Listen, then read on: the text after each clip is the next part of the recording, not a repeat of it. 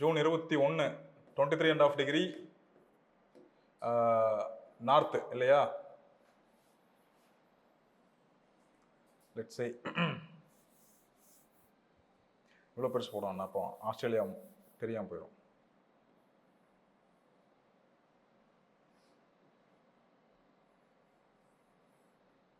இது ஈக்குவேட்டர்.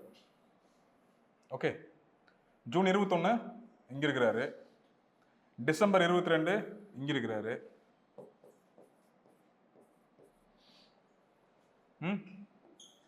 சூரியன் மகர ரேகையிலிருந்து கடக ரேகையை நோக்கி மூவ் ஆகிற அந்த டைம் பேரு என்னவா இருக்கும்? ரெண்டு ஆப்ஷன், உத்தராயணம், தட்சிணாயனம். இது நான் சொல்ற அந்த பேரை வச்சு கரெக்டா சொல்லுங்க பார்ப்போம். உத்தராயணமா தட்சிணாயனமா?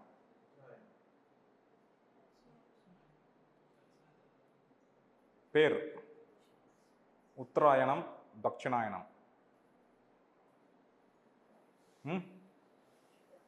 இதோட பேர் உத்தராயணம்.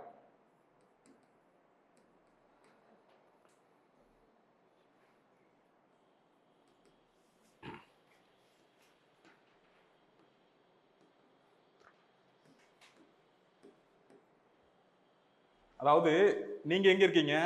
சென்னையில் இருக்கீங்க. இப்போ சூரியன் உங்களை நோக்கி வருது, வரார் அப்படின்னா உங்களுக்கு எப்படி தெரியும்? உதிக்கிற மாதிரி தெரியுமா? அப்படித்தானே இருக்கு, உதிக்கிற மாதிரி தெரியுது. அப்போ அது உத்தராயணம். ஜஸ்ட் சிம்பிள் அப்படி ஞாபகம் வச்சுங்க. ஓகே, ஸோ டிசம்பர் 22ஆம் தேதியிலிருந்து சூரியன் வந்து மூவ் ஆக ஆரம்பிக்கிறார். அது அந்த 6 மாத காலம் வந்து உத்தராயணம்னு சொல்லுவோம். ஓகே, நம்ம ஊர்களில் இந்த சுப நிகழ்ச்சிகள்லாம் வச்சுக்கிறது இந்த உத்தராயணத்தில் மெயினாக வைப்பாங்க, நீங்கள் பார்த்தீங்கன்னா தெரியும். தென் ஜூன் 22ஆம் தேதி சூரியன் கடக ரேகையிலிருந்து மகர ரேகையை நோக்கி செல்லுதல் தட்சிணாயனம்.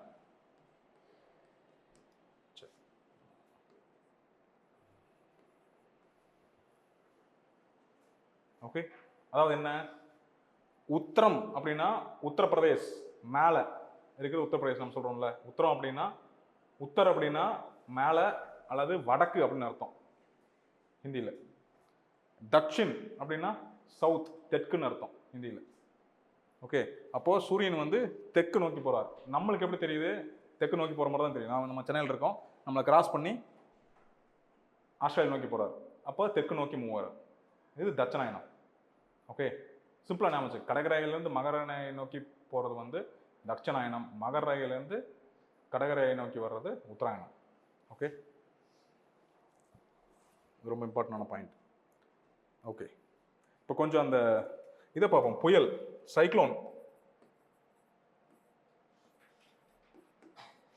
ஏன் ஏற்படுது, சைக்ளோன் ஏன் ஏற்படுது அப்படின்னு பார்த்துட்டு நம்ம அடுத்தது இந்தியாக்குள்ள போவோம். ஓகே, ஓஷனோகிராஃபி பார்த்துட்டோம். புயல் ஏற்படுவதற்கு எப்பெல்லாம் புயல் வருது? நம்மளுக்கு எந்தெந்த மாதங்களில் புயல் வருது? November, December. ஓகே, அப்புறம் வேற ஜூன் மந்த்தும் மே மந்த்தும் வரலாம். எல்லா டைம் வரணும்னு அவசியம் இல்லை, பட் வரும். ஓகே, பட் நம்ம maximum every year we are getting cyclones during November to December. Okay, but நம்மளுக்கு எப்போ வந்து பயங்கரமாக வெயில் அடிக்குது, சரியான வெயில் அப்படிங்கிறது மே ஜூன். அதை தாண்டி நவம்பர் டிசம்பர்ல தான் நமக்கு புயல் வருது. ஓகே, என்ன காரணம்? தென்மேற்கு காற்றெல்லாம் இங்கே இல்லவே இல்லையே.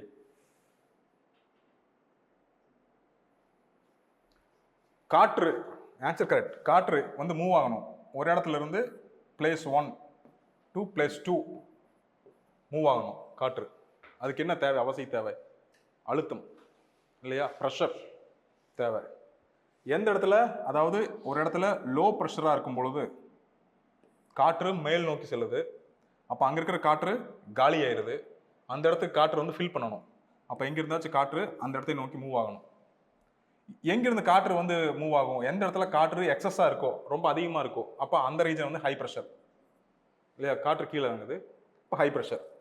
அப்போ அங்கேருந்து காற்று லோ ப்ரெஷர் நோக்கி மூவ் ஆகுது. ஓகே, இப்போ இதுவே லேண்ட் நிலம், ஓஷன் நீர், கடல் அப்படின்னு வச்சுக்கோங்க. ஓகே, இப்போ சம்மர்.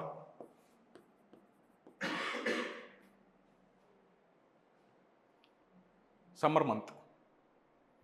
இப்போ ரெண்டுக்கும் வித்தியாசம் இருக்கு. லேண்டு நிலம் வந்து மிக விரைவில் வெப்பமாகிவிடும். Land gets heated so fast இல்லையா? பார்த்தோம் நம்ம லேண்டில் ஹீட் வந்து பெனிட்ரேட் ஆகி லேண்டை உடச்சிட்டு ஹீட் உள்ளே போகாது, இந்த இடத்துலையே கான்சன்ட்ரேட் ஆகும். ஓஷனுக்கு உள்ளே போய்கிட்டே இருக்கும் ஹீட்டு இல்லையா? டிரான்ஸ்பரண்ட்டாக இருக்குது, அதனால வெப்பமாகப்பட்டது உள்ளே போயிட்டே இருக்குது. அப்போது எவ்வளோ ஹீட்டு வந்தாலும் ஓஷன் வந்து அதை தாங்கிக்கூடிய தன்மையோடு இருக்குது. ஸ்லோவாக ஹீட் ஆகும். கடலாகப்பட்டது மிக மெதுவாக வெப்பமாகும். அதுவே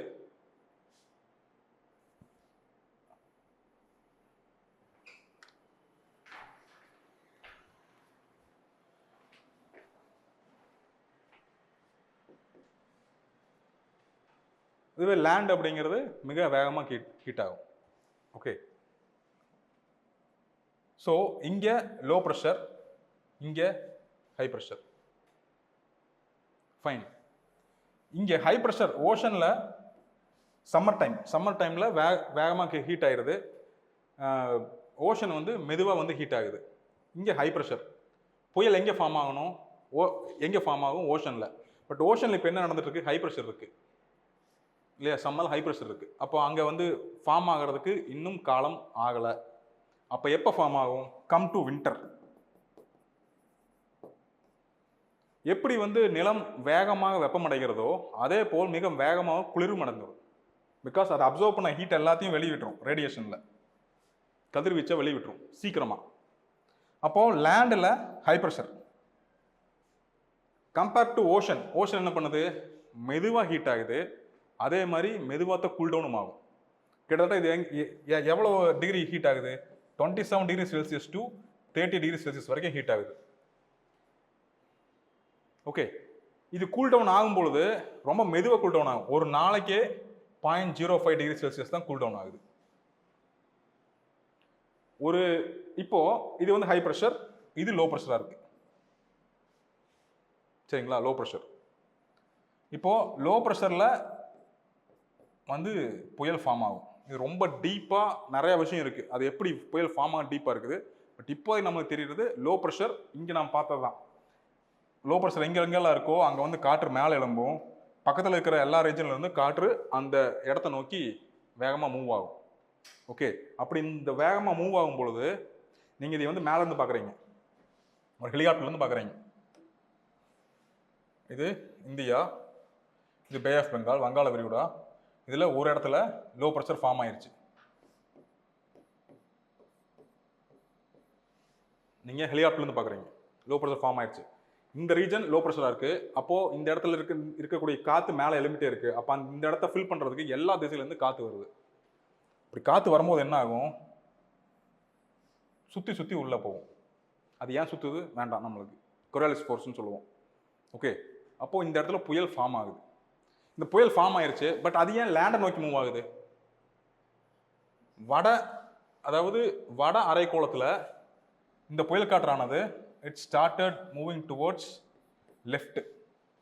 எப்பவுமே அப்படி தான் மூவ் ஆகும். ஆல்சோ இது எங்கெங்கெல்லாம் மூவ் ஆகுதோ அதனுடைய கடல் நீரினுடைய வெப்பமாகப்பட்டது அதிகமாக இருக்குது. அதாவது இங்கே புயல் ஃபார்ம் ஆச்சுல, அதே வெப்பம் இருக்கிற எங்கெல்லாம் அதே வெப்பம் இருக்குதோ அந்த பாத்தை ஃபாலோ பண்ணி போயிட்டே இருக்கும்.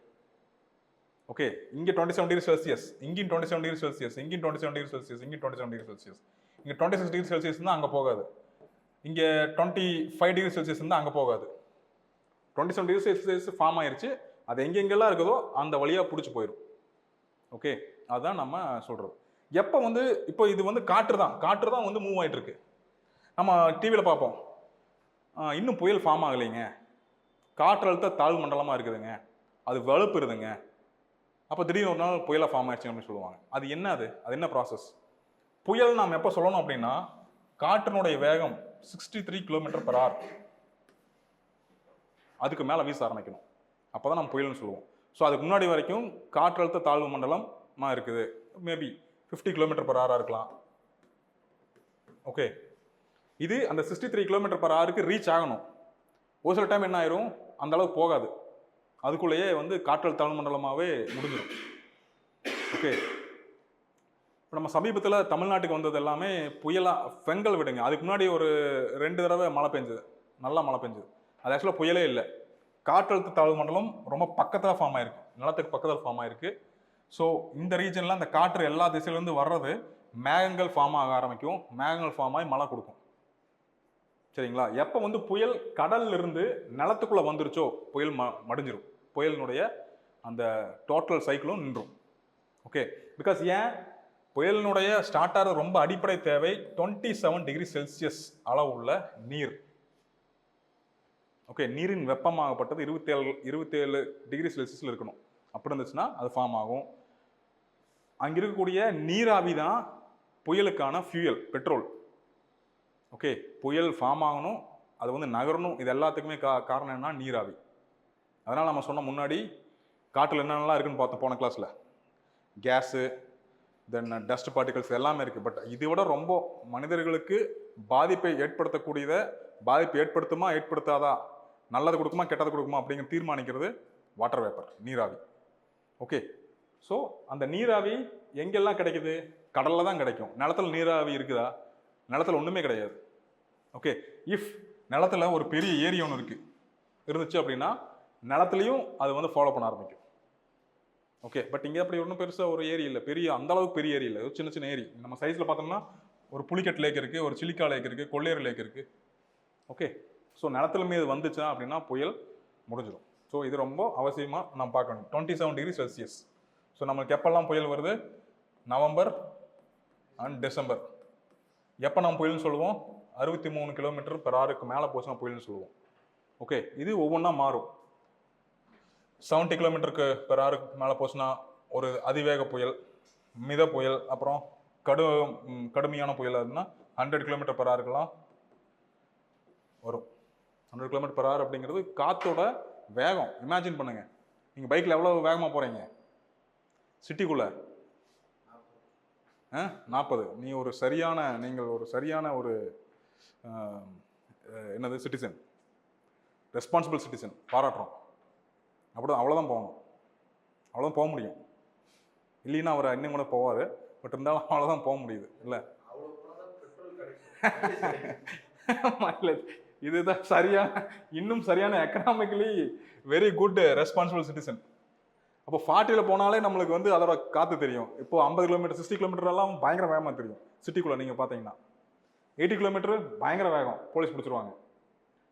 நம்மளுக்கு இந்தியாவில் பதிவான மிக அதிகபட்ச புயலின் வேகம் 121 km/h. 120 km நீங்கள் போயிருக்கவே மாட்டோம். நம்ம மேபி காரில் போகலாம், பைக்கெலாம் போனோம்னா பைக் உதற ஆரம்பிச்சிடும், வெரி அன்சேஃப்.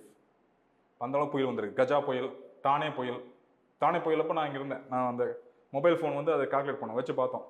வச்சு பார்க்கும்போது 113 km/h ஃபோன்லேயே பதிவாகுது. அப்போ அவங்க வச்சிருக்கிற அந்த டிவைஸில் 121 km/h பதிவாகுது. ஓகே, இது வந்து ரொம்ப மிக அதிகபட்ச புயலின் வேகம் இந்தியாவில் பதிவானது. இதே வந்து அமெரிக்காவில் ஃப்ளோரிடா மாகாணங்கள்லாம் இருக்கு இல்லையா, அங்கெல்லாம் பார்த்தீங்கன்னா பயங்கர புயல் அடிக்கும். ஸோ அங்கெல்லாம் 160 வந்து ரொம்ப நார்மல். 160 அடிச்சதுன்னா அவங்க எல்லாம் மரம் விட்டு தான் கட்டியிருக்காங்க, அடிச்சு தோசம் பண்ணிடும். ஓகே, ஸோ இதுதான் வந்து சைக்ளோனில் நம்ம மிக முக்கியமாக தெரிஞ்சுக்க வேண்டியது.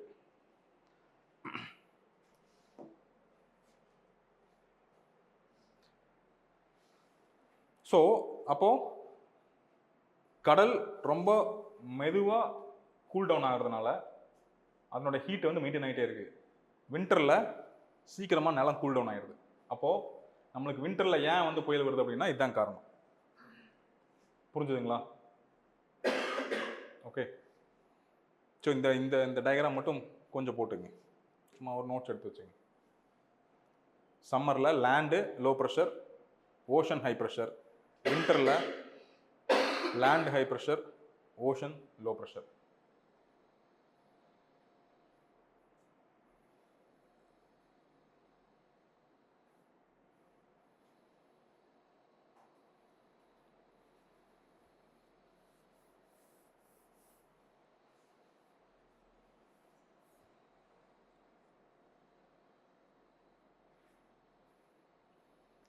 இதுலயே இன்னொரு பாயிண்ட், மான்சூனுக்கான பாயிண்ட் இதுலயே இருக்கு. சவுத் வெஸ்ட் மான்சூன், தென்மேற்கு பருவக்காற்று எப்போ ஸ்டார்ட் ஆகுது? June to September. ஜூனுங்கிறது என்ன காலம்? வெயில் காலமா குளிர் காலமா? வெயில் காலம். இப்போ நம்ம பார்த்தோம்னா லேண்டு லோ ப்ரெஷரில் இருக்கு, ஓஷன் ஹை ப்ரெஷரில் இருக்கு. ஓஷன்ல இருந்து லேண்டுக்குள்ள காற்று வருதா? மான்சூன் கரெக்டாக இருக்கா? அப்போ இது வந்து தென்மேற்கு பருவக்காற்று, சவுத் வெஸ்ட் மான்சூன் உடைய காலம். இதுக்கப்புறம் கொஞ்ச நாள் கழிச்சு குளிர்காலத்தில் we are getting north east monsoon. அது ஏன் நடக்குது? லேண்டு வந்து கூல் டவுன் ஆயிடுது, ஓஷன் வந்து இன்னும் ஹீட்டாகவே இருக்கு. இங்கே இருக்கா? ஓஷன் வந்து low pressure, land high pressure. அப்போது லேண்ட்லேருந்து ஓஷன் நோக்கி காற்று மூவ் ஆகுது. That we call it as north east monsoon.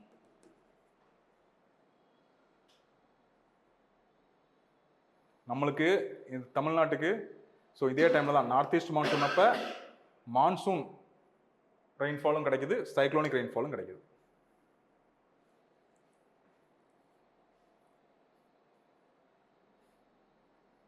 Okay.